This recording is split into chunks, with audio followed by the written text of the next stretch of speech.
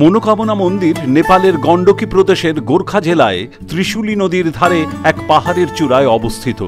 ত্রিশুলীর ধারে কুরিন্তর গ্রাম থেকে আপনাকে উঠতে হবে রোপওয়েতে।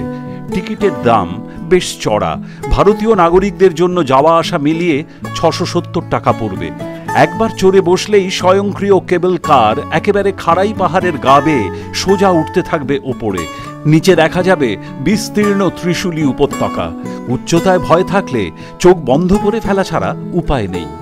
মনোকামনা মন্দিরের এই রোপওয়ের উদ্বোধন হয়েছিল 1998 সালের নভেম্বরে। অত্যাধুনিক অস্ট্রিয়ান জার্মান প্রযুক্তিতে বানানো এই ব্যবস্থায় স্বয়ংক্রিয়ভাবে চালিত মোট 34টি গন্ডোলা নিরন্তর ওঠানামা করে মন্দির অবধি। প্রতি গন্ডোলায় 6 জনের বসার ব্যবস্থা রয়েছে। মাত্র 10 মিনিটে প্রায় 3 কিলোমিটার পথ পাড়ি দিয়ে আপনাকে পৌঁছে দেবে মনোকামনা মন্দিরের নিজস্ব রোপওয়ের স্টেশনে।